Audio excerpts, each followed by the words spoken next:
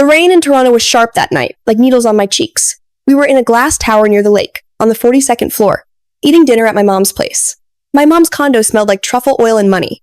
Bianca had a ring light on the table, filming herself tasting soup like it was a prize. I swallowed and said, "I have a business idea." Trent laughed first. He always laughed like he owned the air. "Here we go, Cassia's next little project." "It's not little," I said. "It's refill kiosks for daily goods. Soap, shampoo, cleaning spray. People scan a code, fill, and pay. Less plastic. Lower cost." Bianca rolled her eyes. "Nobody wants to carry bottles to a kiosk. That's poor people behavior." Mom waved her hand. "Sweetie, this city is about image. Don't talk about refills at my table." My cheeks burned. It's Toronto. People here care about waste. They care about costs, too. Trent leaned back. "You know what people care about? Connections. Not your kiosk thing." I gripped my water glass. "I have numbers. If a chain signs on, it scales fast." Bianca smirked. "Sure. And I'm the Prime Minister." I stood up. "Laugh all you want. I'm pitching to real companies." Mom pointed her fork at me. "Cassia, you still don't have a real job. Stop acting like a CEO." I did have interviews. I just didn't tell them. I wanted one win. That was mine. I took my coat and left before my eyes filled. In the lobby, the marble floor shone like ice. The doorman was talking to a small, bent old man in a worn coat. His cane lay on the floor like it had been kicked away. "Sir, you can't come in," the doorman said. "Residents only. I'm just waiting for my ride," the old man said. His voice was rough, but steady. The elevator dinged and a group of suits walked out. Bianca's friend Kendra was with them. She had that cold smile that made you feel like dirt. The old man stepped aside, but his foot slipped. He went down hard, shoulder first. People jumped back like he was a puddle. One man said, "Watch it, old guy." Kendra frowned. "He shouldn't be here. He's making a scene." The doorman reached for the old man's arm. Not to help, but to pull him away. "Come on, sir, out!" I moved without thinking. I knelt beside him. "Don't pull him like that, you'll hurt him." Kendra looked down at me. "Cassia? Still playing hero?" I ignored her. "Sir, are you dizzy?" The old man's eyes found mine. They were clear, like winter sky. "I'm fine. Just my pride." I picked up his cane and put it in his hand. "Slow breath. Can you move your arm?" He tested it and winced. "Hurts, but it moves." Trent's voice boomed as he came into the lobby. "Cassia, don't touch him. If he sues, it's on us." I stood and faced him. "How dare you?" He fell. "He needs help." Trent snorted. "He's probably drunk." The old man tried to stand. His knees shook. I put my shoulder under his arm. "Easy." Kendra clicked her tongue. "This building is high-end. We can't have strangers lying around." "Stranger?" I shot back. "He's a person." Kendra's eyes narrowed. "Do you even live here?" "No," I said, "but I have eyes." The old man steadied himself.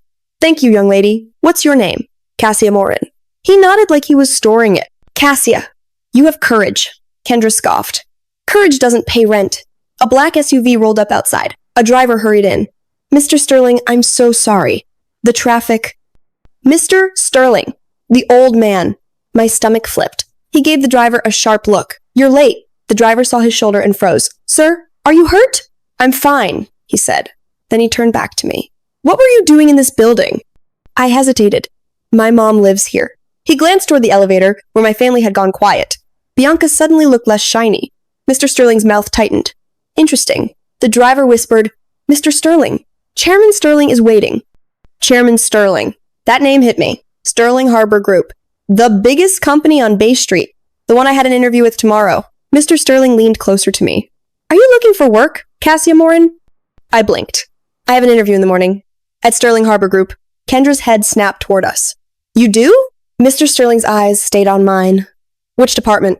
"Strategy and innovation," I said. "Entry role." He smiled, small but real. "Good. Toronto needs people who stand up when others step back." Kendra forced a laugh. "Mr. Sterling, interviews are handled by HR, not—" He raised a hand and she shut up. He tapped his cane once, like a judge. "You will be there at 9, and you will walk in with your head high."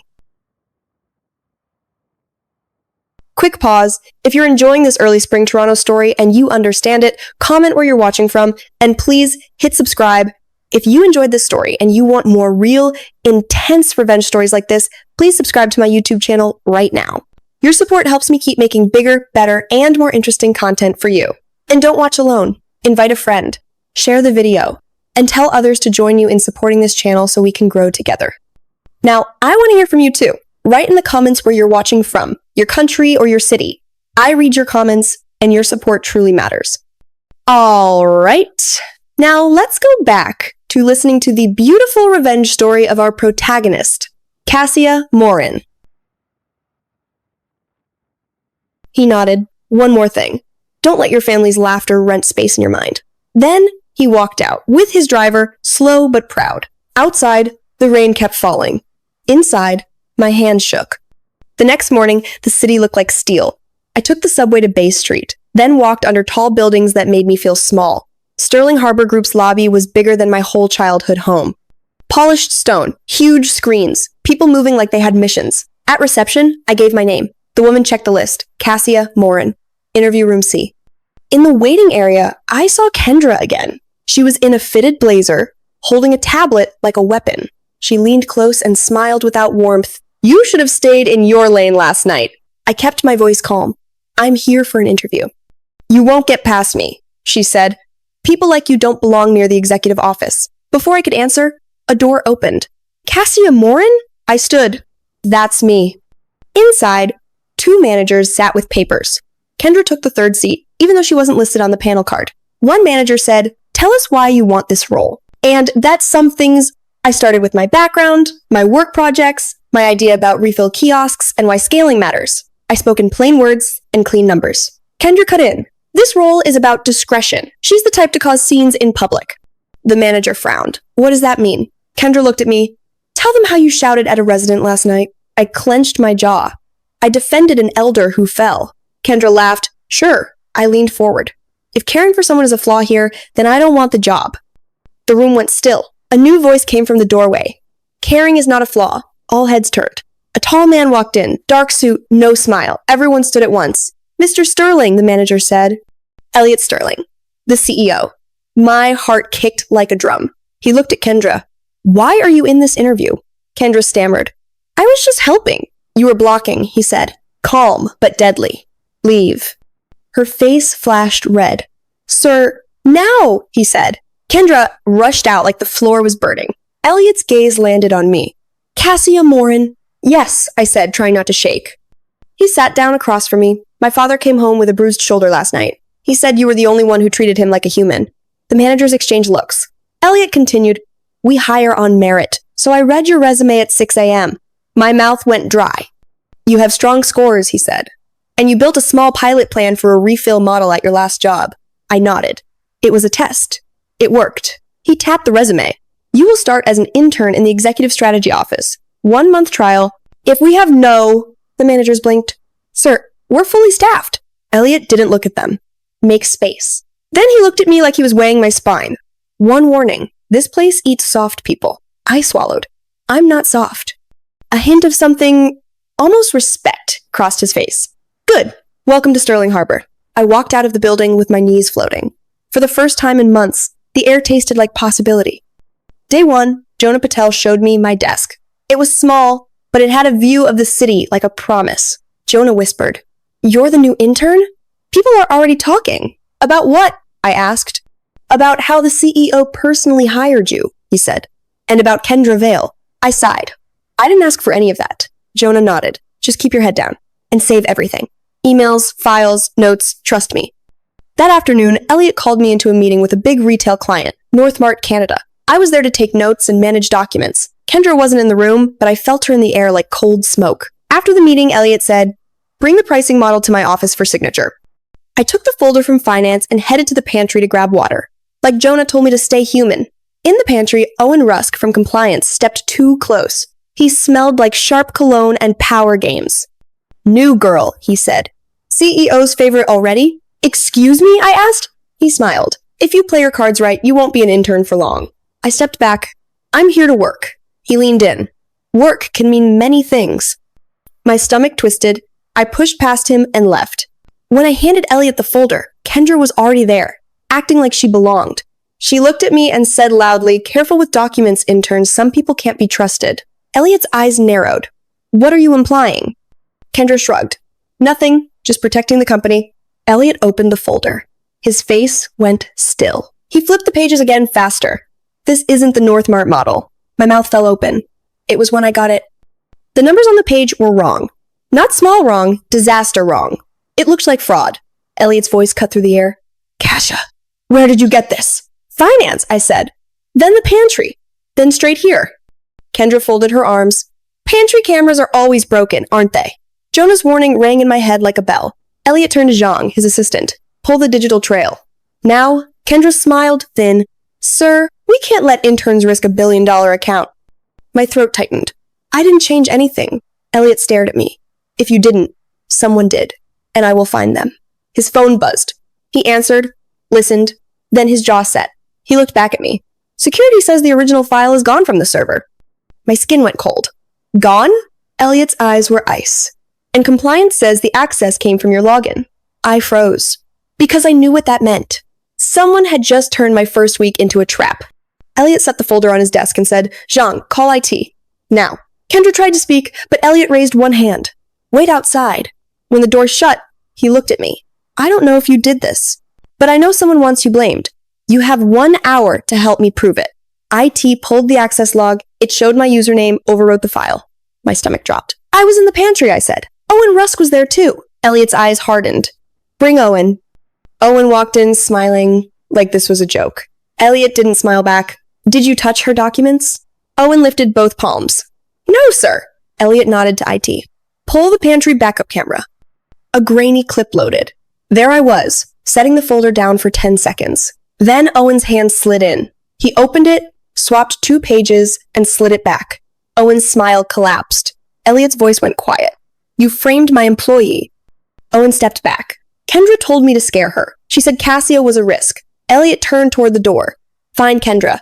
Zhang rushed out. A cane tapped behind me. Gordon Sterling stood in the doorway. Elliot's father. Gordon said, that girl saved me when your people wouldn't.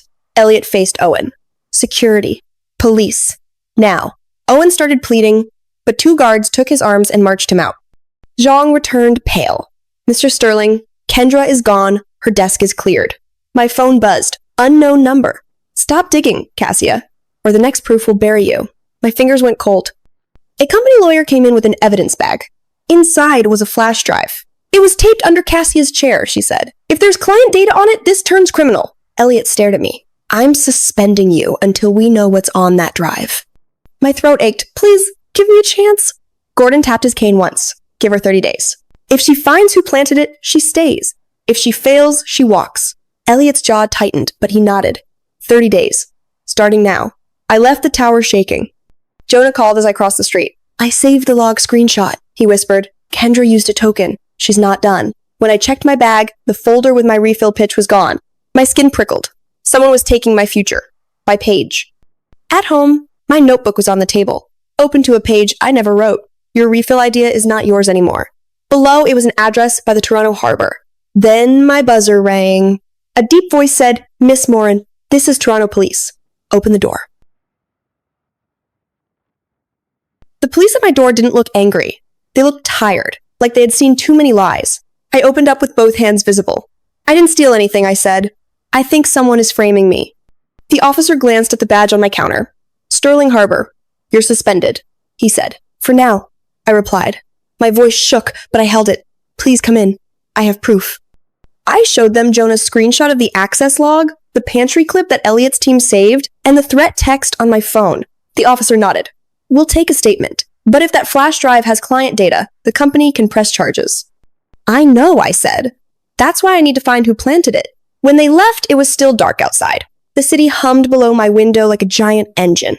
Early spring in Toronto means the cold pretends it's gone, but it still bites. I stared at the line in my notebook. Your refill idea is not yours anymore. The address by the harbor felt like a hook in my ribs. At 8 a.m., Jonah met me at a coffee shop near Union Station. His hands shook as he pushed a folder toward me. I pulled a server snapshot from last week, he whispered. Before the delete. I wasn't supposed to. But if we don't, they win. I swallowed. Jonah, this could get you fired. He met my eyes. So could breathing wrong around Kendra. We opened the folder. Inside were timestamps, file names, and one shocking detail. The remote device that deleted the original model had signed in through a guest network on the 42nd floor. My mom's building. My stomach dropped. That's where I was last night. And where Kendra was too. Jonah nodded. Someone used that network to cover their tracks. I stood up. I'm going there. No, Jonah said. You can't walk into the lion's den alone. I already did, I said. I grew up in it. I went to the tower and asked the concierge for guest network logs. He refused, until a familiar cane tapped behind me. Gordon Sterling stepped out of a private elevator. Give her what she needs, he said, like it was weather. The concierge's face went pale. Mr. Sterling, of course. 10 minutes later, I held a printed log with a single device code listed at the exact time the delete happened. Gordon leaned close. Do you know whose device that is? I can find out, I said. He nodded. Good. I didn't build Sterling Harbor by trusting smiles. I built it by following trails. We left the desk and walked toward the lobby bench. Gordon lowered his voice. My son gave you 30 days because he respects results. Don't ask him for kindness. Show him facts. It is... I will, I said. Also, Gordon added, your family laughed at you. That is their weakness. People who laugh at builders are scared of building. I blinked hard. Thank you. He stood. Go. And be careful. At Sterling Harbor, Elliot met me in a small conference room, not his office. The glass walls made it feel like an aquarium. He didn't sit. What do you have? I slid the log across the table. The delete came from a guest network in my mom's building. Here's the device code. His eyes narrowed. How did you get this? Your father, I said. Elliot's mouth tightened. Of course. He glanced at the paper again. We can trace the device if it ever connects again. It already did, Jonah said, stepping in. He handed Elliot a second page. It connected this morning to a cafe Wi-Fi near Union. Elliot looked at Jonah, surprised. You did this? Jonah swallowed. I did it because the wrong person is being punished. Elliot nodded once. Stay out of sight. Both of you. He picked up his phone. Zong, send security to Union Station Cafe, quietly. Elliot looked at me. And you. Why did your notebook say your idea is not yours anymore? I told him about the missing refill folder and the harbor address. His eyes went colder. Your business idea is linked to this? I think so, I said. My family mocked it. Kendra mocked it. Now someone wants it. Elliot's jaw flexed. Then we find them. That afternoon, security pulled a woman from the cafe. Not Kendra. A man with slick hair and a designer coat. Felix Grant? My past walked into the room like it owned the floor. He flashed a grin. Cassia. Long time. Elliot's eyes sliced him. Who are you? Felix spread his hands. Felix Grant, brand consultant. I'm here about a partnership. I felt sick. You're here about my idea. Felix's grin widened. Your idea? Cassia, don't be dramatic. Ideas are cheap. Execution costs. Elliot's voice stayed flat. Why were you using a guest network in a private condo tower to access my company's files? Felix laughed, but it was thinner now. I don't know what you're talking about. Elliot nodded to security. Show him the printout. Felix's eyes flicked over the device code. His smile twitched. That proves nothing. I stepped closer. Then why did you text me last night from an unknown number? Felix blinked. I didn't. I pulled up the message on my phone and held it out. Same cafe Wi-Fi, same timestamp, it's you. For the first time, Felix looked unsure. Elliot leaned in. You have one chance. Tell me who you're working with. Felix's eyes darted to the glass wall, as if he could escape through it. You're making a mistake. I'm connected. Elliot didn't care. Answer. Felix exhaled. Fine. I was hired to find you. Someone said you had a scalable green retail concept. Who? I demanded. Felix shrugged. A woman. High heels. Ice face. Kendra. Jonah whispered. Felix nodded. She said you'd fold if we scared you. She said you'd walk away and leave the idea behind. Elliot's stare burned. And the flash drive? Quick pause. Again, if you're enjoying this Spring Toronto story and you understand it, comment where you're watching from and hit subscribe. Your support helps me a lot. If you enjoyed this story and you want more real, intense revenge stories like this, please subscribe to my YouTube channel right now. Your support helps me keep making bigger, better, and more interesting content for you. And don't watch alone. Invite a friend, share the video, and tell others to join you in supporting this channel so we can grow together. Now, I want to hear from you too. Write in the comments where you're watching from, your country or your city. I read your comments and your support truly matters. All right, now let's go back to listening to the beautiful revenge story of our protagonist, Cassia Marin. Felix shook his head fast. Not me. I don't do criminal. I do pressure. I believed him just enough to hate him more. Elliot turned to me. Your 30 days just got shorter. There's a board meeting in 10 days. Northmart wants answers. If we lose them, it's not just money. It's trust. I lifted my chin. Then let me fix it. He paused. How? I took a breath. Give me one shot. Let me present my refill kiosk plan to Northmart as a risk shield, not a side project. A way to rebuild goodwill fast. Elliot studied me. That's not your job. It can be, I said. You said this place eats soft people. I'm still here. His eyes held mine. Then he nodded. One shot, tomorrow. That night, my mom called. Her voice was sweet in a fake way. Cassia, Bianca told me you're in trouble. I laughed without humor. Of course she did. Mom sighed. Maybe you should come home. Trent has a friend who can get you a safe job. I don't want a safe job, I said. I want my own. We dote it. Bianca's voice floated in the background. Tell her she can sell refills at a flea market. My hand tightened on the phone. Bianca, did you give Kendra my idea? Silence. Then a sharp inhale. Mom snapped. Don't accuse your sister. I said, I'm not accusing, I'm asking. Bianca came on, voice bright. You're paranoid. You always think the world is against you. I whispered, because you make it that way. She hung up. I sat in the dark and made a choice. If my family was part of this, I needed proof, not feelings. The next day, Elliot and I walked into Northmart's headquarters. My palms were wet, but my mind was clear. I carried a small sample bottle with a clean label. Lumen Loop. Jonah had printed my slides at dawn. Gordon had sent a short text. Stand tall. In the meeting, Northmart's VP, Denise Caldwell, looked at Elliot like he was disappointing her. We don't partner with chaos, she said. Your team almost sent us a corrupted model. Elliot didn't flinch. We found internal sabotage. We're handling it. Denise's eyes moved to me. And who is she? I took a step forward. My name is Cassia Morin. I'm on a 30-day trial at Sterling Harbor. I was the target of the sabotage. Denise arched a brow. Why should I care? Because the fix can become a win, I said.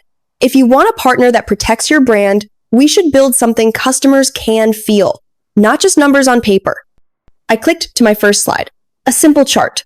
Plastic waste, cost savings, customer loyalty. Then I held up the bottle. This is a refill system that fits inside your stores. It cuts packaging costs. It also tells shoppers Northmart isn't just selling. Northmart is leading. Denise leaned forward. Refill kiosks? Yes, I said. Fast scan, fast fill, clean design. We start with 20 pilot stores in Toronto, Vancouver, and Montreal. We track savings and repeat purchases. Denise's face didn't soften, but her eyes sharpened. Who funds the hardware? Elliot answered, We do. Sterling Harbor takes the upfront risk. I added, and I'll run the pilot. Personally. Denise studied me for a long beat. You're bold.